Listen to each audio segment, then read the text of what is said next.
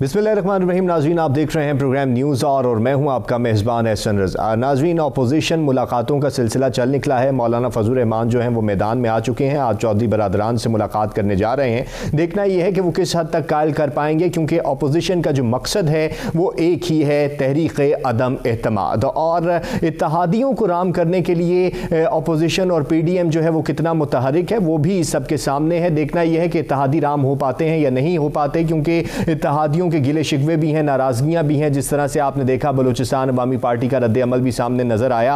और उसके बाद शाह महमूद कुरैशी साहब ने आज बयान दिया कि अपोजिशन की जो पहले दिन से ही ख्वाहिश थी वो अब बिल्कुल वाज़ेह है, क्योंकि इन्होंने पहले दिन भी वज़ीर आज़म पाकिस्तान इमरान खान साहब को जमकर तकरीर करने नहीं दी है। देखना यह है कि PDM की जो मुलाकातें हैं वो कितना रंग ला पाएंगी और आगे का लाहे अमल क्या होता है पाता है। और साथ ही साथ आज के प्रोग्राम में हम बात करेंगे पाकिस्तान और अमरीका ताल्लुकात के हवाले से। और वज़ीर आज़म पाकिस्तान इमरान खान साहब रूस के दौरे के लिए तैयार हैं और वो जाएंगे और हालात वाक़यात किस तरफ का रुख इख्तियार करते हैं और पाकिस्तान और अमरीका ताल्लुकात कहाँ जाते हैं और जो हमारी खारजा पॉलिसी है उसका सफ़र किस समत की जानिब रवां दवा है। नाज़रीन, सियासी मंजरनामे पर गुफ्तगू करने के लिए जनाब मोहसिन रज़ा खान साहब हमें स्टूडियो में ज्वाइन कर चुके हैं। सीनियर तज्ज़ियाकार और सहाफ़ी हैं। मोहसिन साहब, बहुत शुक्रिया वक्त देने के लिए। सर, सारी सियासी मंजरनामा आपके सामने है। तहरीक अदम एतमाद की बातें हम कब से सुन रहे हैं, आएगी, ये करेंगे, वो करेंगे, और फिर इजलास होगा, मुलाकातें होंगी, मुलाकातें भी हो गई, इजलास भी हो गया, इजलास में फैसला भी हो गया कि अदम एतमाद ही लाई जाएगी। अमलन पेशरफ्त को कैसा देख रहे हैं और क्या इन मुलाकातों और इजलास के बाद जो एलामिया जारी हुए इससे हमें नतीजा अखज़ कर लेना चाहिए कि अदम एतमाद आने के अब कभी इम्कानात हैं? मेरा ख्याल है कि ये खुद अपोजिशन को भी कहीं से इतला मिली है कि अदम एतमाद करना है। ज़रदारी साहब को खाने पे बुलाया गया, कहाँ तल्लुकात इतने ख़राब हो गए थे कि वो कह रहे थे नवाज शरीफ तो वो लोग जो पाकिस्तान में मरना ही पसंद नहीं करते। और ज़रदारी के बारे में भी इन लोगों का जो साबका बयानिया था वो शुरू हो गया था। और मौलाना और ज़रदारी ने इनको डिच भी किया PDM के मौके पे। और सेनेट में जो अपोजिशन लीडर का इंतखाब है, इन सब बातों के बावजूद अचानक ये अपोजिशन जो है वो इकट्ठी हो रही है और उन्हें पता चला है कि इत्तेमाद भी करना है। तो इसमें भी मिस्ट्री है और देखना होगा कि क्या ये अदम एतमाद कामयाब होगा। सर, इस बात पे तो मरियम नवाज साहिबा कह चुकी हैं ना कि जो इख्तिलाफात होते हैं वो हमारे आपस के होते हैं, अवाम के लिए हम इकट्ठे हो जाते हैं। तो ये वाकई अवाम के लिए इकट्ठे हैं? ये पता नहीं है उनकी मुराद अवाम से क्या है, इसका मुझे पता नहीं है। लेकिन देखें ना, अवाम तो महंगाई से परेशान है और तमाम सियासी जमातों ने सिर्फ ज़बानी जमा खर्च के अलावा कोई बात नहीं की है महंगाई पे। ना महंगाई के को दूर करने के लिए उनके पास कोई फार्मूला है, ना कभी। ये तो हम देखते हैं कि मुस्लिम लीग नून के दौर में कुछ ज़्यादा महंगाई नहीं हुई है और उन्होंने कीमतों को बेहतर रखा।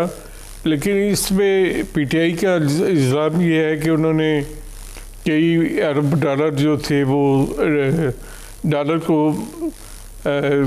मुस्तकबिल रखने पे खर्च किए।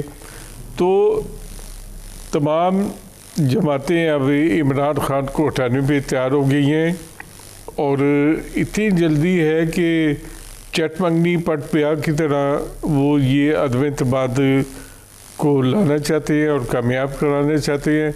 और इसमें हम ये भी देख रहे हैं कि MQM और PMLQ भी किसी न किसी तरीके से ऑन बोर्ड है।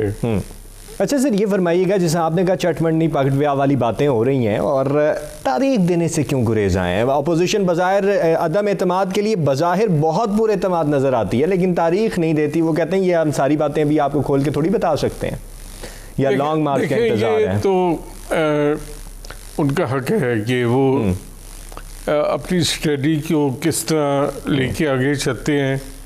मेरे ख्याल है कि इस बारे में नवाज शरीफ, शहबाज शरीफ और आसिफ जरदारी, बिलावल और मौलाना फजल रहमान के अलावा शायद किसी छठे आदमी को स्ट्रेटजी का पता हो, वो क्योंकि वो चाहते हैं कि जो इमरान खान पे वार है वो ऐसा कारी किया जाए कि इन्हें संभलने का मौका ना मिले।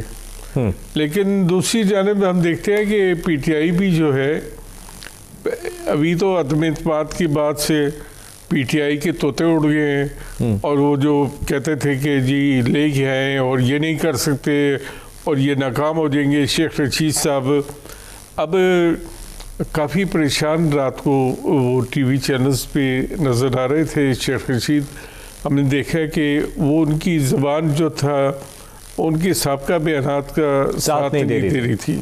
अच्छा सर, ये फरमाइएगा, नंबर गेम पूरी हो जाती है जिस तरीके से मुलाकातें चल रही हैं और एहसन इकबाल साहब के बयानात भी आपने सुने कि 5 बंदे जो हैं हुकूमत से इधर आने को तैयार हैं। ये हम बहुत दफ़ा सुन चुके हैं। वो कहते हैं आपके 4 बंदे, ये कहते हैं आपके 5 बंदे।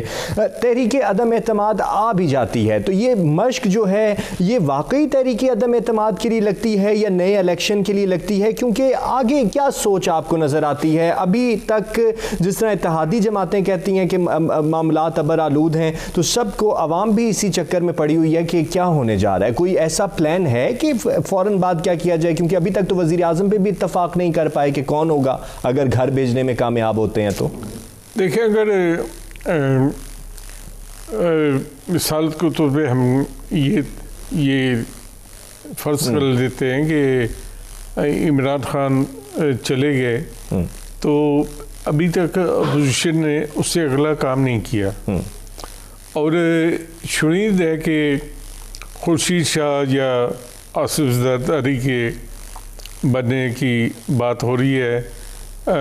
शायद आसिफ जरदारी साहब ने ख़ुद इस ख्वाहिश का इज़हार किया है और वो चाहते हैं कि सदर के अलावा वज़ीर आज़म भी बन के वो पाकिस्तान में एक रिकॉर्ड कायम करें।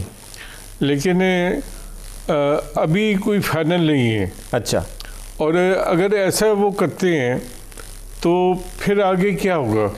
आगे इलेक्शन होगा या हुकूमत चलेगी? हुकूमत चलेगी तो क्या मुस्लिम लीग और पीपल्स पार्टी जैसे पहले कुछ दिन के लिए रहे थे 2008 में, तो उस तरह इनका निकाह होगा या क्या ये होगा? ये रोड मैप अभी तक क्लियर नहीं है। अच्छा, यानी हज़ारों ख्वाहिशें ऐसी कि हर ख्वाहिश पे दम निकले। सर, मज़ीद इसके ऊपर बात करते हैं। नाज़रीन, ब्रेक ले रहे हैं, वापस आते हैं तो सियासी माहौल बहुत ज़्यादा गर्म हो चुका है, इस पर बात करेंगे, हमारे साथ रहिएगा। वेलकम बैक जी। नाज़रीन, सियासी गर्मा गर्मी जो है वो बढ़ती चली जा रही है और मोहसिन रज़ा खान साहब हमारे साथ स्टूडियो में मौजूद हैं। सर, फरमाइएगा, ब्रेक से पहले जिससे आपने बात की कि ख्वाहिशात का भी इजहार हो रहा है और मुख्तलिफ वज़ारत आला की मनसब की ख्वाहिशात की भी बहुत जगहों से इजहार हो रहे हैं और जिससे आपने वज़ीर आज़म के मनसब की बात की, तो क्या नून लीग इस बात को आसानी से मान लेगी?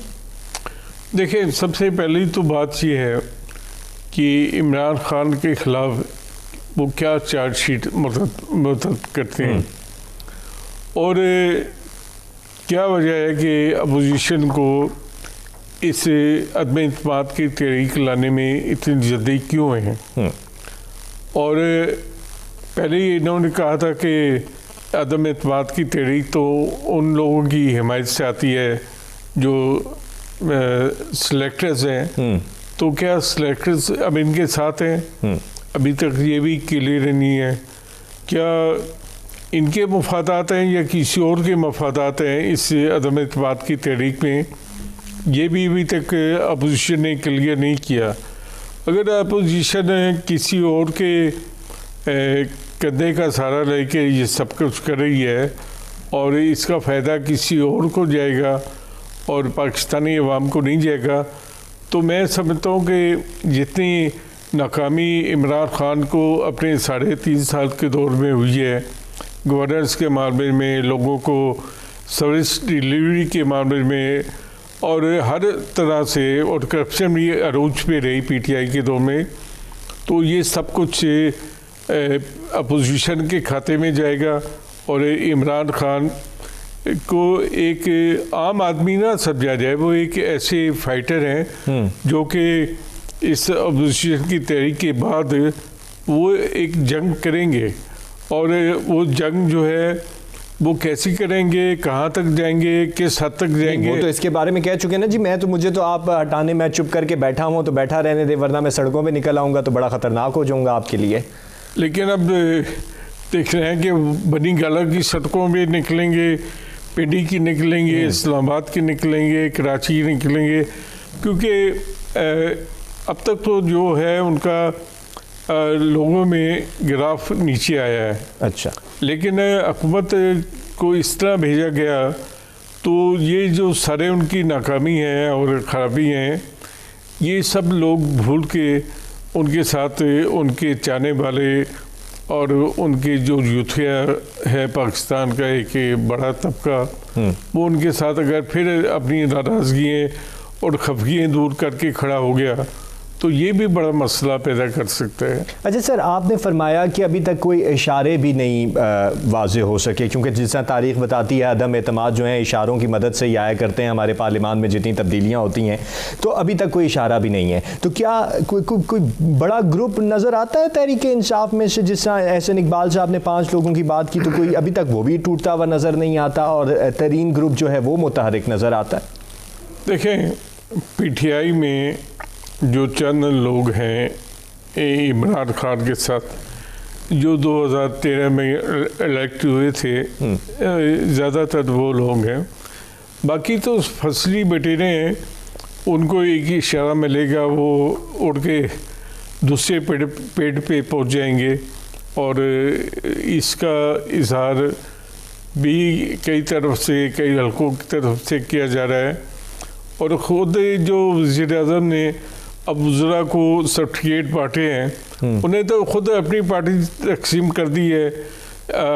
अगर पहले कुछ नहीं था तो अब तो एक तरफ अपोजिशन का मुहाज है, एक तरफ उन्होंने ये एक नई चीज़ मुतारिफ कराई। ये जो है ऐसे हालात पैदा करने के इमरान खान माहिर हैं, और इन्हें सियासत का कुछ पता नहीं है। इन्हें सिर्फ इक़्तिदार में आने का शौक़ था, वो उन्होंने पूरा कर लिया है। और अब इस मरहले पे तो चाहिए ये था कि वो अपनी पार्टी को, अपने लोगों को, अपनी हुकूमत को इकट्ठा करते। उन्होंने उसमें मज़ीद तकसीम कर दिया। इस तकसीम का नुकसान तहरीक इंसाफ को देख रहे हैं? शाह महमूद कुरैशी साहब तो कल बड़े गर्जे भर से उन्होंने कहा भाई जांचने का जो तरीका है। अली मोहम्मद खान ने कहा कि मैं बार-बार खिलाड़ी हूँ, तो ये आपको नहीं नज़र आता। और इसका सबसे बड़ा इजहार देखें कि फवाद चौधरी साहब, जो कि आप उनकी बातों पे अपने तफज़ात का इज़हार कर सकते हैं, लेकिन जिस तरह उन्हें भरपूर तरीके से इस हुकूमत के वो डिफेंड किए है, उन्हें आउट कर दिया आपने। आप शौकत तरीन को लेके आए और आपने कहा कि ये मईशत ठीक करेंगे, बड़ा संभाला देंगे। हाँ, तो उन्हें भी आपने आउट कर दिया। पाकिस्तान के देखें गैस और बिजली का जो मसला है, उसमें आपने हमाद अजहर को भी आउट कर दिया, उमर अयूब को भी आउट कर दिया। परवेज़ खटक भी आउट हो गए। परवेज़ खटक तो आउट ही शुरू दिन से आउट है। हाँ, तो आप ऐसा करके क्या आपने खोया है और क्या पाया, ये खुद इमरान खान को सोचना चाहिए। कल एक शो में मैं देख रहा था कि वो वज़ीर-ए-आज़म के मामले ख़ुसूसी जो है अरबाज शहज़ाद, जिन्होंने ये सब काम किया है वज़ीरों की नंबर 1 और 2 बनाने की, उससे किसी एंकर ने पूछा कि क्या वजह है कि मुराद सईद को नंबर 1 रखा है, तो वो इसका जवाब नहीं दे सके। अब ऐसे लोग वज़ीर-ए-आज़म के साथ हैं, जो अगर गलती से आपने दे दिया है अवार्ड मुराद सईद को, या आपने सिफारिश भी दी है या कोई पर्ची भी दी है, तो भी उसकी वजूहात तो आपके पास होनी चाहिए ना। ये पूछा जाए कि अरबाज शहज़ाद साहब की 3.5 साल में क्या परफॉर्मेंस है। एक ये फंक्शन उन्होंने किया है और पूरे मुल्क में उन्होंने एक मसला खड़ा कर दिया, पार्टी में जो तुम पिजार हो रही है, वज़ीर नाराज़ है। उस फंक्शन में भी जिन वज़ीरों को इनाम मिले हैं उनके अलावा कोई भी नहीं आया। सही, आप देखें कि कितनी अजीब बात है कि सब वजीरों ने उसका वॉकआउट किया है। अच्छा सर, ये फरमाइएगा कि आज मौलाना जो हैं वो चौधरी बरादरान से मुलाकात करने जा रहे हैं, मकसद ज़ाहिर वही है जो पहले भी मुलाकातों में रहा। क्या कायल होता हुआ नज़र आते हैं कि वो उनको कायल कर पाएंगे किसी तरीके से, क्योंकि वो तो पूरी सूरतों में ये कहते हैं कि अभी तक जो है अबर आलूद है। शफकत महमूद साहब ने भी ज़रा बहुत एक्टिव हो चुके हैं पंजाब में। देखें, पाकिस्तान मुस्लिम लीग क्यू और MKM और बाप पार्टी, इनकी जान जो है वो तोते में है। अच्छा, अगर तोता कब आ गया तो वो ठीक है, अगर तोते ने इनका साथ न दिया अपोजिशन का तो वो ये अपोजिशन है। यानी ये अपनी जगहों पे कायम रहेंगे, जान तोते में फंसी हुई है। देखना ये है तोता कहीं उड़ ही ना जाए तो हुकूमत को ज़रा खतरात लाक हो सकते हैं। बहुत शुक्रिया मोहसिन रज़ा खान साहब हमारे साथ रहे, सियासी मंजरनामे पे उन्होंने गुफ्तगू की। नाज़रीन ब्रेक पर जा रहे हैं, वापस आएंगे तो ज़रा बात करेंगे। वज़ीर आज़म पाकिस्तान इमरान खान साहब जो हैं वो दौरा रूस भी करने जा रहे हैं और पाक अमरीका ताल्लुकात कहाँ पर खड़े हुए हैं इसके ऊपर हवाले से हमारे साथ रहिएगा। वेलकम बैक जी नाज़रीन। वज़ीर आज़म पाकिस्तान इमरान खान साहब जो हैं चीन का कामयाब दौरा करके आए और वहाँ पर ही मामलात सेटल्ड हुए। वज़ीर आज़म रवामा पुतिन की दावत पर रूस का दौरा भी करेंगे और पाक अमरीका ताल्लुकात जो हैं उसके ऊपर भी आज के प्रोग्राम में गुफ्तगू करेंगे। तो जनाब डॉक्टर हसन फारूक साहब हमें ज्वाइन कर चुके हैं, इंटरनेशनल मामलात के ऊपर गहरी नज़र रखते हैं। डॉक्टर साहब वक्त देने के लिए बहुत शुक्रिया। सर, सबसे पहले तो ये फरमाइएगा कि वज़ीर आज़म इमरान खान साहब चीन का एक कामयाब दौरा करके आए और उसके बाद अब रूस की जानिब भी कदम रवां दवां हैं। सबसे पहले तो आपसे ये जानूंगा कि हमारी खारजा पॉलिसी को किस तरह से देख रहे हैं, वो किस समत की तरफ रवां दवां है? सबसे पहली चीज़ ये है कि इसमें कोई शक नहीं है कि जब से वज़ीर आज़म पाकिस्तान इमरान खान साहब ने अपना ऑफिस रिज्यूम किया है उसके बाद पाकिस्तान की खारजा पॉलिसी जो है उस पर एक जान सी आ गई है। इसमें एक हायरार्की पैदा हुई है, इसमें एक काइनेटिक एनर्जी फील होती है। और इमरान खान साहब ने आज तक जितने भी दौरे किए हैं उसमें आप ज़्यादातर को एक कामयाब दौरे के ज़ुमरों में आप उनको शामिल कर सकते हैं। हालिया उनका जो चाइना का दौरा था वो भी बज़ाहिर तो वो विंटर ओलंपिक्स और वो सारी चीज़ें उसमें थी, लेकिन वहाँ पे उनकी जो मसरूफियात थी, वर्ल्ड लीडर्स के साथ उनकी जो मुलाकातें थी, उसमें खसूसी तौर पे जो उनकी मुलाकात प्रेसिडेंट शी जिनपिंग के साथ और प्रेसिडेंट जो है पुतिन के साथ उनकी जो मुलाकातें थी वो इंतहाई अहम और दूररस्त नताइज की हामिल मुलाकातें हैं। और इसमें कोई शक नहीं है कि इमरान खान साहब दुनिया में पॉलिटिकल जो सर्कल्स हैं वर्ल्ड लीडर्स के दरमियान एक बहुत करिस्मेटिक पर्सनैलिटी का वो उनका एक वो है। और जो फॉरेन पॉलिसी है उसके अंदर ये बाकायदा मेंशन होता है कि करिस्मेटिक पर्सनैलिटी जो होती है वो डायनामिक कर देती है किसी भी मुल्क की जो फॉरेन पॉलिसी है उसको।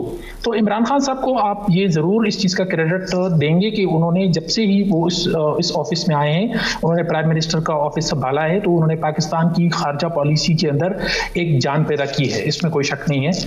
इस पे आप उनको क्रेडिट दे सकते हैं। डॉक्टर साहब, इस सूरत हाल में अमेरिका के साथ ताल्लुकात को किस तरह से देखते हैं, क्योंकि रूस के मामलात जो हैं अमेरिका के साथ बड़े ही ख़राब नहज पर आजकल चल रहे हैं और चीन के साथ तो मामलात पहले ही सेटल्ड नहीं हैं, लेकिन बहरहाल ये बातें कही जाती हैं कि हर मुल्क की अपनी खारजा पॉलिसी है और वो अपने मामलात अपने तरीके से चलाते हैं, देखते हैं, लेकिन इस तमाम सूरत हाल के बाद कोई ना कहीं कोई ना कोई असर तो ज़रूर पड़ता है।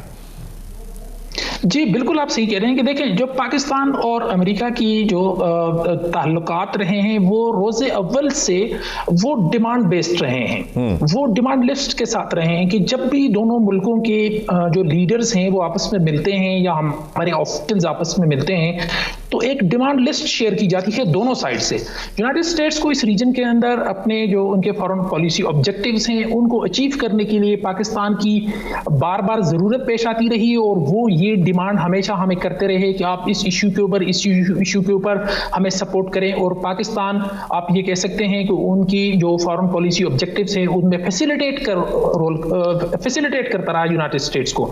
On the other hand Pakistan के अपने जो इंटरनल कुछ चैलेंजेस हैं या कुछ रीजनल चैलेंजेस हैं उसमें पाकिस्तान की हमेशा ये ख्वाहिश रही है और ये डिमांड रही है कि वो यूनाइटेड स्टेट्स से उसमें जो है ना बेनिफिट उठा सके, लाइक इकोनॉमिक असिस्टेंस है, मिलिट्री असिस्टेंस है, कश्मीर के ऊपर जो है ना उनकी स्टांस जो है ना वो उसके ऊपर पाकिस्तान हमेशा उसका ख्वाह रहा है कि जी पाकिस्तान को यूनाइटेड स्टेट्स से फ़ायदा मिल सके। हाँ, जहाँ तक बात है कि पिछले जब से प्रेसिडेंट जो बाइडन ने ऑफिस रिज्यूम किया है तो उसके बाद पाकिस्तान और यूनाइटेड स्टेट्स के की जो वो है ताल्लुकात में है उसमें काफी हद तक सर्द मोहरी जरूर देखी जा सकती है, लेकिन इसके अंदर मल्टीपल एलिमेंट्स हैं जो इसमें इन्वॉल्व हैं। एक तो ये है कि अफगानिस्तान से विड्रॉल के बाद, US military withdrawal from Afghanistan के बाद पाकिस्तान की उस तरह की उनको जरूरत जो है वो नहीं पेश आ रही, एक चीज। दूसरी चीज ये है कि प्रेसिडेंट जो बाइडेन ने जब से ऑफिस रिज्यूम किया तो उनका एक टोटली न्यू कैरेक्टर के साथ उनका वो हो रहा है। अच्छा सर, डॉक्टर साहब आपने फरमाया कि बाइडेन के इक़्तिदार में आने की बात की आपने, तो मैं यही आपसे जानना चाहूंगा कि हमने देखा कि जब डोनाल्ड ट्रंप थे तो उनके मामलात चलाने का तरीक़ेकार और था, और वज़ीर आज़म पाकिस्तान इमरान खान साहब की उनके साथ मुलाकात भी रही और दुनिया ने भी देखी, बड़ी ज़बरदस्त किस्म की बातें होती रहीं, बड़ा ज़बरदस्त किस्म का मंजरनामा हमें सामने नज़र आया। और हालांकि बाइडेन के मोदी के साथ बिजनेस टर्म्स भी हैं, बिजनेस ताल्लुकात भी हैं, भारत के साथ उनके ताल्लुकात उस दौर में बहुत ज़्यादा थे, लेकिन जो बाइडेन जो हैं वो एक जमहूरियत पसंद आदमी हैं और उनके चलने का, बात करने का और उनकी सोच का तरीक़ेकार बिल्कुल डोनाल्ड ट्रंप से मुख्तलिफ है। लेकिन क्यों है इतनी सर्द महरी अभी तक? जी, मैं यही अर्ज कर रहा था ना कि देखें, जिस वक्त तक डोनाल्ड ट्रंप जो है व्हाइट हाउस में थे उस वक्त तक अमेरिकन विड्रॉल अफगानिस्तान से नहीं हुई थी, और अमेरिकन विड्रॉल के लिए पाकिस्तान की असिस्टेंस जो है वो इनएविटेबल थी, वो नाकाबिले, मतलब आप कह सकते हैं कि वो हर सूरत में जरूरी था। लिहाजा अमेरिकन की जो इस्टेब्लिशमेंट है उन्होंने इस चीज को मुनासिब समझा कि वो इमरान खान के ऑफिस में होते हुए भी पाकिस्तान के साथ रिलेशंस को बेहतर अंदाज में आगे लेके जाएं। जबकि जो बाइडेन जब आए हैं उसके बाद ये है कि कुछ, एक तो ये है कि इमरान खान जो बात करते हैं वो बराबरी की सतह की बात करते हैं। यूनाइटेड स्टेट्स एक सुपर पावर रहा है, वो है भी, और पाकिस्तान एक डेवलपिंग कंट्री है, तो यहाँ पे बराबरी की सतह की जो ताल्लुकात वाली बात है वो थोड़ी सी मुश्किल नजर आती है। और इमरान खान साहब जो हैं वो एक थोड़े से एगोइस्टिक आदमी हैं, वो जो है ना वो आप कह लें कि सेल्फ रिस्पेक्ट मेंटेन रखने वाले आदमी हैं। और दूसरी चीज मैं ये समझता हूँ कि जहाँ पे उन्होंने जो वो CNN को इंटरव्यू दे रहे थे और उन्होंने एब्सोल्युटली नॉट वाला लफ्ज इस्तेमाल किया, स्टेट्स उसके अंदर उस चीज को भी बहुत सीरियसली लिया गया कि एब्सोल्युटली नॉट वाली जो बात है। और मैं यहाँ पे इमरान खान साहब को as instrument of international relations ये बात थोड़ी सी सजेस्ट भी करना चाहूंगा कि इंटरनेशनल रिलेशंस के अंदर, फॉरेन पॉलिसी के अंदर एब्सोल्युटली यस और एब्सोल्युटली नॉट वाली जो बातें हैं उनको बहुत ज्यादा पजीराई नहीं मिलती। तो यहाँ पे ये है यानी आप एक डिप्लोमेटिक लैंग्वेज की बात कर रहे हैं। जी बिल्कुल, मैं ये वो कर रहा हूं कि, और मैं यहाँ पे ये बात भी जरूर कहना चाहूंगा कि देखें, हमें बैलेंस करना चाहिए तमाम जो ग्रेट पावर्स हैं, ख्वाह वो रशिया है, ख्वाह वो चाइना है, ख्वाह वो यूनाइटेड स्टेट्स है, हमें इनके दरमियान अपने ताल्लुकात को बैलेंस करना चाहिए। हमें वो जैसे कहते हैं ना कि putting all the eggs in single bucket वाली जो बात है वो शायद हमें ज्यादा फायदा ना दे पाए। तो हमें अपने नेशनल इंटरेस्ट को देखते हुए और पाकिस्तान के जो है ना दूर रस हमारे जो कौमी मफादात हैं उनको मद्देनजर रखते हुए जितने भी वो है मेजर पावर्स हैं उनके साथ हमें अपने जो रिलेशनशिप है उनको बेहतर अंदाज में एस्टेब्लिश करने की जरूरत है। अच्छा डॉक्टर साहब, आपने जिस तरह ये फरमाया कि अफगानिस्तान की सिचुएशन रही और ट्रंप के दौर में जिस तरह विड्रॉल नहीं हुआ था और मामलात और थे, लेकिन और बराबरी की सतह की बात भी वज़ीर आज़म पाकिस्तान बार बार करते रहे हैं और जिस तरह के उन्होंने एब्सोल्युटली नॉट के बयानात भी दिए वो भी आपके सामने हैं। ये फरमाइएगा कि ये जो बराबरी के ताल्लुकात हैं, क्या उस वक्त नहीं इनको आसान लफ्ज़ों में ये कहा जाए कि नहज पे लाया जा सकता था जब अफगानिस्तान के साथ टेबल पर बैठे हुए थे, लेकिन अब तो अफगानिस्तान के मामलात भी हल हो चुके हैं, तो फिर किस तरीके से अमेरिका और पाकिस्तान के ताल्लुकात की जो अंदर सर्द महरी चल रही है उसको ख़त्म किया जाए? जी देखें, इस वक्त यूनाइटेड स्टेट्स की फॉरेन पॉलिसी का टॉप एजेंडा जो है वो कंटेनमेंट ऑफ चाइना है, क्योंकि पाकिस्तान और चाइना के स्ट्रेटेजिक रिलेशंस हमेशा से रहे हैं और वो हर आए दिन और हर आने वाले साल में वो बेहतर से बेहतर होते चले गए। तो ये चीज़ भी अगर आप देखें तो हमें इस पर बहुत ज़्यादा जिसे कहते हैं ना कि परेशान होने की भी ज़रूरत नहीं है, क्योंकि यूनाइटेड स्टेट्स और चाइना की जो राइवलरी है उसमें चूंकि पाकिस्तान और चाइना की आपस में स्ट्रेटेजिक रिलेशनशिप है, तो उसमें एक नेचुरल सी बात है कि एक रिजेंटमेंट जो है ना वो व्हाइट हाउस के अंदर या जो है आप जो यूनाइटेड स्टेट्स के अंदर पाकिस्तान के खिलाफ पाया जाना ये कोई खारिज इम्कान वाली बात नहीं है और ना ही ये कोई बहुत ज्यादा परेशानी वाली बात है। But at the same time मैं ये कहूंगा being a student of international relations कि हमें दोनों एक राइजिंग ग्रेट पावर है और एक ऑलरेडी एग्जिस्टिंग ग्रेट पावर है, हमें इन दोनों के साथ ताल्लुकात को बेहतर अंदाज में इस्तवार करने की जरूरत है और इसमें एक बैलेंस मेंटेन रखने की जो है ना पाकिस्तान को जरूरत है। पाकिस्तान को सिर्फ ना ही किसी को बाय बाय कर देना चाहिए और ना ही किसी के बहुत ही ज्यादा जो है ना यानी उसमें इतना करीब चला जाए कि बाकी सारी चीजें हम गंवा बैठे। ये स्ट्रेटजीज में एक बैलेंस रखने की जरूरत है, एक मॉडरेट स्ट्रेटजी जो है ना वो शायद पाकिस्तान के लिए लॉन्ग टर्म में बेहतर रहेगी। सही, बहुत शुक्रिया डॉक्टर हसन फारूक साहब हमारे साथ रहे। और एक बैलेंस पॉलिसी की बहुत ज़्यादा ज़रूरत है। वज़ीर आज़म इमरान खान साहब दिहाइयों बाद रूस का दौरा करने जा रहे हैं। दुआ यही है कि ये दौरा है इंतहाई कामयाब करार पाए और ख़ित्ते की सूरत हाल और बेहतरी का सबब भी बने। अपना बहुत सारा ख्याल रखिएगा। पाकिस्तान जिंदाबाद। अल्लाह हाफ़िज़।